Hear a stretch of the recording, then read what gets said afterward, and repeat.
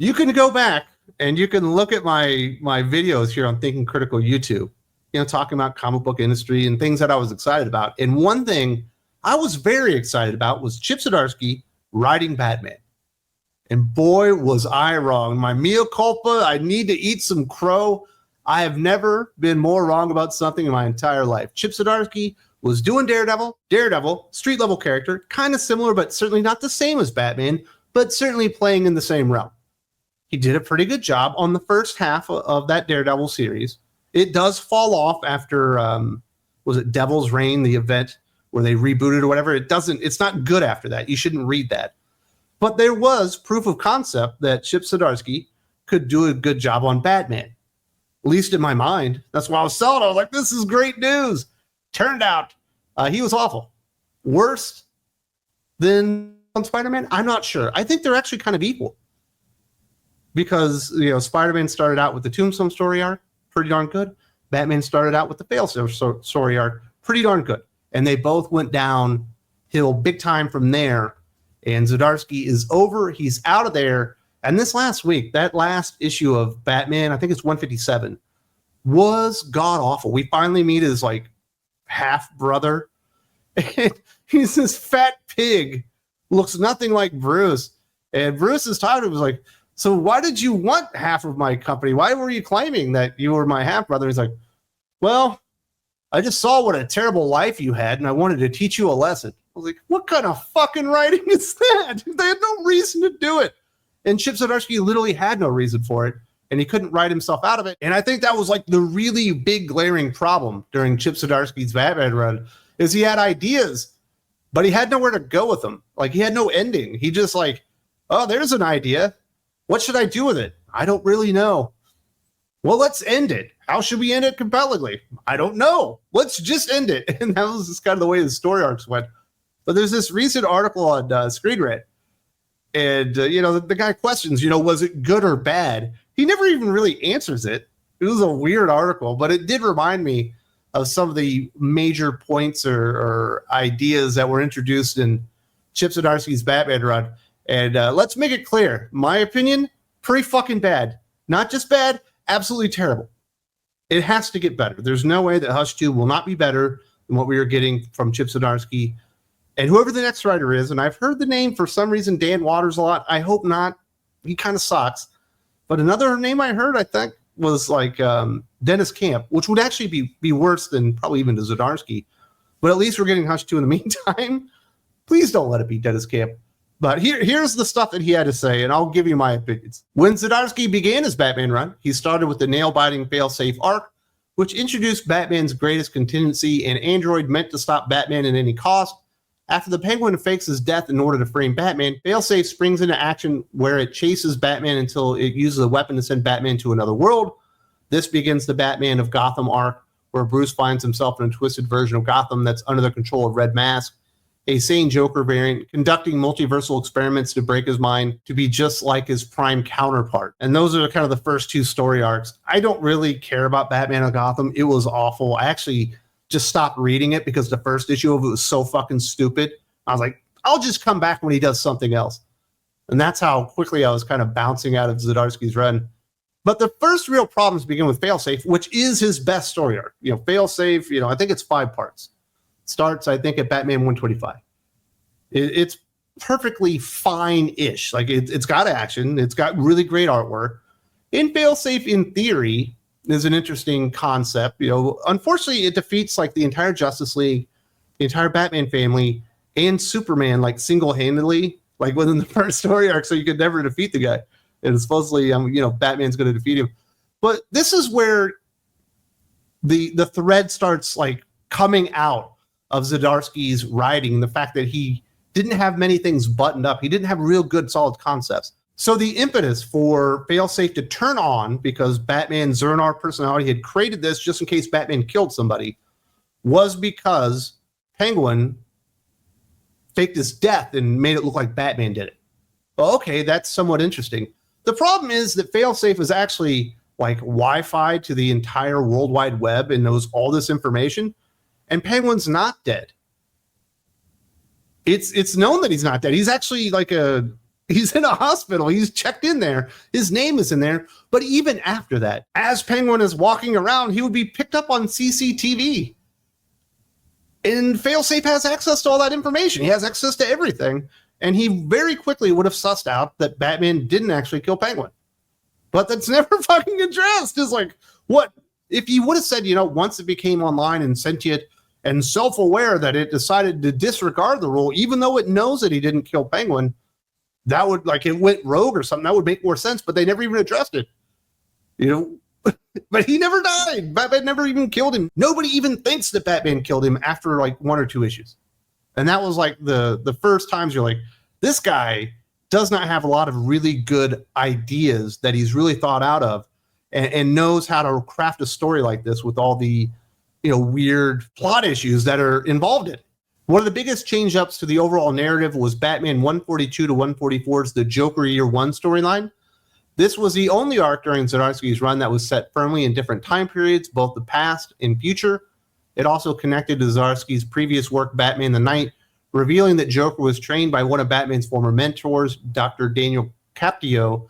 Most surprisingly, this story led to the shocking revelation that every evil act the Joker has ever done has been in the name of activating the Batman Azuran R, who Joker sees as the real Batman. And this is when things get really problematic. As boring and stupid as Batman and Gotham was, and like I said, I checked out almost immediately.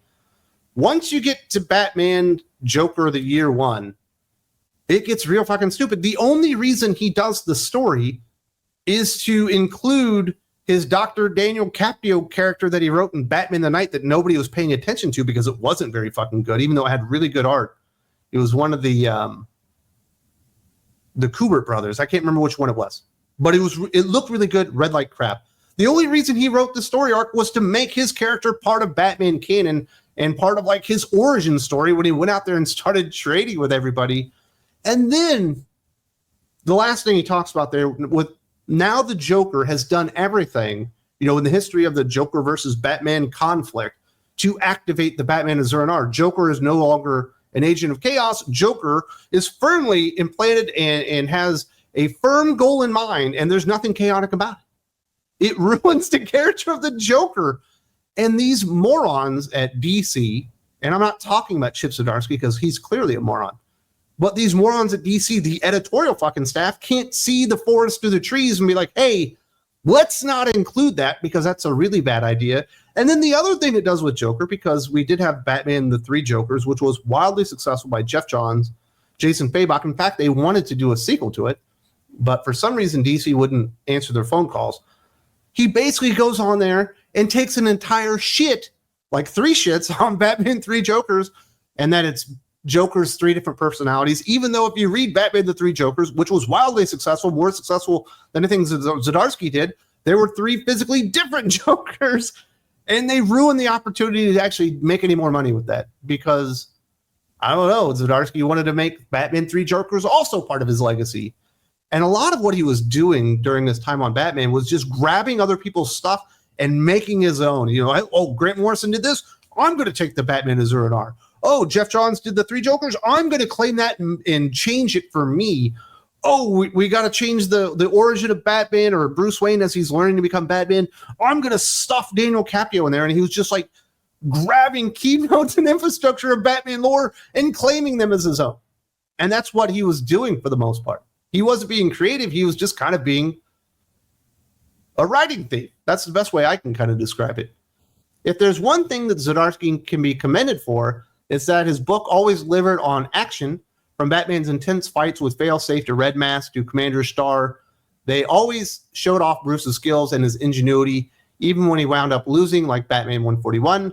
That being said, sometimes the action scenes got a little over the top, even for Batman. Heck, in Batman 130, the Dark Knight falls from the moon and lives, which was too far for even the most hardcore Batman fan. Yeah, I remember making a video about that. I was like, what is this? He's on a rocket body. He doesn't have anything on. He's just got like a little oxygen mask. He like shoots the rocket body from the moon back to the Earth, I think in 11 hours, which is physically freaking impossible. And then he surfs the rocket body upon re-entry and lands at the Fortress of fucking Solitude on his feet. I like Batman. I don't particularly like Contingency Man, but I've made my peace with it. But we can go a little too fucking overboard with this stuff. And, you know, if you did something like that with maybe like Absolute Batman, a version of Batman I don't personally take seriously at all, maybe it works because it's so fucking outrageous and stupid. It kind of fits the motif of the fucking character. But the in continuity DC Prime Universe Batman, I kind of take seriously. And that was way too much of a bridge too far. In this last issue, Batman shoots a grappling hook to a plane while it's taking off and like rides it up. And then somebody tries to shoot him. He blocks it, hits them in the chest. And then the plane is going to fly and crash in Gotham. This is how stupid Chip Zdarsky is. So Batman, he's flying over Gotham. You literally see the city in the background. He is not over the water. He's not over an unpopulated area. He's over Gotham City as the plane is going down, decides to leak all the jet fuel. What about the guy underneath you smoking, man? He's going to explode like a fucking bomb. And not only that, it's going to blow up the entire fucking neighborhood. There's strike one, Chip Zdarsky, you fucking idiot. The next thing he does is he grabs a couple of guns with grappling hooks, and then he shoots off the wing of the airplane as he's going down like Main Street or whatever. What are those wings going to do? They're going to fly into those buildings and kill everybody. And then he surfs the fucking plane to land on the ground, cartwheels off or pirouettes. I'm not even sure what he did, but lands in a fighting position as Commander Star or whatever is like literally hanging his CEO in the middle of Gotham City. I was like, this is some Batman coming back from moon bullshit. And there were far too many instances of stupid shit like that. That's not fun. It's fucking retarded. That's where you're taking the fun factor out of it and you're going so far that it doesn't make it cool or interesting anymore. It's just dumb. Gotham War irritated a lot of fans due to how out of character Batman acted, even if he was being manipulated by his alter ego at the time. But for every one of the swings that Zdarsky made that didn't work, there were ones that did that make it a worthwhile run. That's really the one time the author actually makes a statement on whether it's good or not. Now, he admits plenty that it's bad, but I don't think there really are any swings that he hit outside of the original Failsafe arc. But by the end, he kind of misses it there, and it just goes on this cascading effect of crappy writing all the way down the line. And as bad as Joker Year One is, and Joker Year One is fucking awful. It is not worth your time, not worth your money.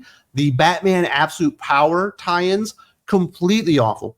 Bruce and Selina going through boom tubes, and you know, it kind of sounds like it should be fun, but it's not. It's just dumb. There's nothing worse than Gotham War. The Chip Zdarsky, Tinny Howard, Batman, Catwoman crossover that made no sense whatsoever. The entire Bat family turns their back on Bruce to help out Selina because she's taking criminals and training them how to be better criminals. And somehow that was going to fix crime in Gotham because they were only going to rob the rich people. And you're just like, these fuckers have no ability to comprehend what Robin Hood was really all about. And Gotham War not only has Batman wildly out of character, he even essentially violates Jason Todd's mind and gives him like panic attacks to where he can't do anything anymore because he thinks he's too dangerous, which is something Batman wouldn't do. Well, maybe he would do, but only if he was about to kill somebody. You know, Batman does have a contingency for everybody, but it was a bridge too far. The only character that almost seemed like he was in character was Damian Wayne, which, you know, I like Damian Wayne. That stuff's all cool. But you even had Batman kind of abandon Damian in his time of need. And if you've never read Gotham War, don't ever read Gotham War. But if you've never read Gotham War, I suggest you never read Gotham War because it's absolutely atrocious. But, you know, if you liked, what was the old snuff films that we used to get when I was a kid? Faces of Death. If you like stuff like Faces of Death, or maybe there's a good auto accident and you're waiting to see like the bodies come out of it, you know, all burn up or whatever, and that's kind of your thing, go read Gotham War. That's the kind of train wreck that you'll see, you know, within the pages of that fucking story. And this is maybe one of the premier things that Chip Zdarsky did. It was this big Batman event. It was so bad. When Zdarsky's story slowed down and actually had characters talk to one another, it was incredibly solid. Batman 149 spends the entire issue having Batman talking with his dying clone, and it's one of the best issues in the entire run. Same with Be Better, or Batman 157 with Bruce and Commissioner Gordon's final talk. There's a real human touch that Zdarsky brought to this corner of the DC universe, and though the action gets the spotlight, it's the humanity within Batman's run that's ultimately going to help it be remembered. And I couldn't disagree more with that one. There was no humanity in the book whatsoever. I think that's the overlying fault, because when you get to that moment in Batman when 40 died, and you got this stupid clone that was created by the Batman of Zur-En-Arrh, and he's aging rapidly, and he's going to die an old man before Bruce's very eyes. And Bruce doesn't have a hand because he was chopped off in Night Terrors? No, maybe it was Crisis on Infinite Frontier, whatever that Crisis thing they did was. I can't even remember the name anymore. Dark Crisis on Infinite Earths. There we go. I just remembered it. Maybe he lost his hand there. Wherever he lost his hand, he just kind of replaces his hand with that guy. But you don't feel anything because you didn't get to know the clone. And Bruce doesn't bring the humanity out of the clone. And of course, I'm not talking about Bruce as a character. I'm talking about Chip Zdarsky as a writer writing Bruce. And it's empty. It's supposed to be like these platitudes and you're supposed to feel something there, but there's nothing to feel because you never got invested in the character or the storylines. And most people that were reading Batman by that time were fully divested from everything that Chip Zdarsky had done in his run. And that's just kind of the way it felt. Like when he was talking, it doesn't feel like Bruce Wayne. It feels like somebody completely disconnected from the history of Bruce Wayne himself and his mission and all that kind of stuff. It didn't feel like it was written by a human being, at least to me. And that was one of the really, big detrimental factors to the story, is that you never bought into anything. You didn't care even really about Bruce by the end. You're like, who gives a flying fuck? I don't even know who this is. And I think Chip Zdarsky, maybe he had like 4 good story arcs and he blew them all on Daredevil. He did have I think 3 good story arcs on Spectacular Spider-Man, but he certainly was not the right or the correct writer in the end for Batman, because he did nothing to make it better. He only made things worse. And he still has some talent. I thought Avengers Twilight was kind of good, and it kind of got better over time, which is in stark contrast with what happened here with his Batman run, which certainly decreased in quality over time, especially with the writing. I don't think he ever cared. I don't think he likes writing a character that was a billionaire. I think that probably was the bridge too far for him writing a compelling Batman Bruce Wayne story. It's easy for him to write a Avengers Twilight with Tony Stark as a head in like a fucking vat of water, because then he doesn't have to make that billionaire character a human being. He doesn't have to make him relatable. He doesn't have to understand the point of view of that character, because he's just like a fucking head inside of a jar. But with Batman, you do have to understand where he's coming from and embrace the character to get a compelling story out of that. And Zdarsky just never did it. I think it's awful. I think it's it's less destructive than Tom King's Batman by far, no doubt about it to me. And there certainly are some writing tropes from Tom King that I found very, very grating, especially over time. His inclination to throw in all the poetry and the song lyrics and all the prose from novels and stuff that he liked that were really, really grating, which I think he thinks makes him like a deep writer. But Tom King, at least in his Batman run, in my opinion, was able to format and execute better than what Chip Zdarsky did, because I don't think Chip Zdarsky ever knew where he was going, whereas I do think Tom King, whether it was good or bad for Batman, and I think it was terrible for him, actually knew what he wanted to fucking do at least. So take that for what you will. Is Tom King's Batman better than Zdarsky's Batman? I definitely want to hear from you guys, because on one hand, I think, Tom King's certainly more destructive, so that makes it worse, right? But it's certainly better formatted and executed, so maybe it's better. Definitely want to hear from you guys. If you appreciate what we're doing here on Think Critical YouTube, you'd like to be a part of the family, support the mission, talking about comic books, keeping this stuff in the forefront of people, having a nice community where we can have these type of discussions, and you would like to help us keep the lights on, be a member of the family and all that stuff, the place to be is Think Critical Patreon. You go there, you find the right tier, you get awesome podcasts, you get extra videos, you get a superhero name, you get all that noise. Hope to see you there. Link in the video description. Have a good day.